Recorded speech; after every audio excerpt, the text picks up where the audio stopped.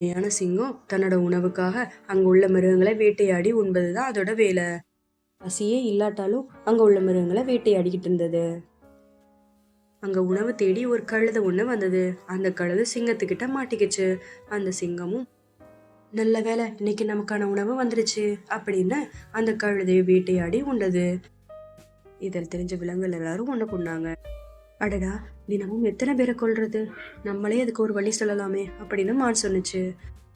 அதுக்கு வரி குதிரை சொல்லிச்சு, அப்போ ஒவ்வொரு நாளும் ஒவ்வொருத்தர் வீதம் நம்மளே அதுக்கு உணவாக்கிடுவோம், அப்பனா அது யாரையும் வேட்டையாடுதுன்னு சொன்னுச்சு.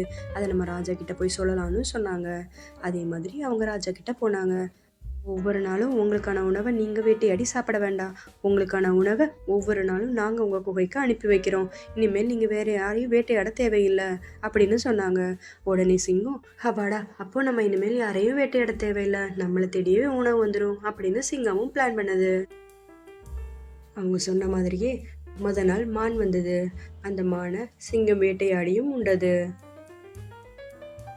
காட்டில் உள்ள விலங்குகள் எல்லாம் இன்னைக்கு முயல் அனுப்புனாங்க. முயலுக்கு நம்ம போய் எதுக்கு சிங்கத்துக்கிட்ட இருந்து சிக்கணும், அதுக்கு ஏதாவது யோசனை பண்ணி நம்ம அதுக்கிட்ட இருந்து தப்பிக்கலான்னு ஒரு முடிவெடுத்தது. அது வர ரொம்ப தாமதமாக்குச்சு. அந்த சமயம் சிங்கத்துக்கு கோபம் வந்துருச்சு. அடே முயலே, எதுக்கு இவ்வளவு தாமதம், நான் பசியால வாடுறேன் உனக்கு தெரியாதா அப்படின்னு சிங்கம் பிடிச்சிட்டாங்க. அப்ப முயல் சொல்லிச்சு, ராஜா, வர்ற வழியில ஒரு சிங்கம் நான் தான் இந்த காட்டுக்கே ராஜான்னு என்னை வழி மறிச்சது, அதுகிட்ட இருந்து நான் இங்க வர்றதுக்கு இவ்வளவு தாமதமாயிடுச்சு அப்படின்னு சொன்னது. என்னது, இன்னொரு சிங்கமா, இந்த காட்டோட ராஜா நான் மட்டும்தான், அந்த சிங்கத்தை காட்டு அப்படின்னு சொன்னது. அந்த முயல் சிங்கத்தை ஒரு கிணத்தடிக்கு கூட்டு போச்சு. ராஜா, இங்கதான் அந்த சிங்கம் இருக்கு இந்த கிணத்துக்குள்ள அப்படின்னு சொன்னது. உடனே சிங்கமும் தாவி அந்த கிணத்துக்குள்ள பார்த்தது. உள்ள எட்டி பார்த்ததும் அதுல தெரிஞ்சது அந்த சிங்கத்தோட பிரதிபலிப்பு. ஆனா அதுக்கு தெரியாது தன்னோட பிரதிபலிப்புன்னு. இன்னொரு சிங்கம் இருக்குங்கிற கோபத்துல அது தானும் கர்ஜித்தது.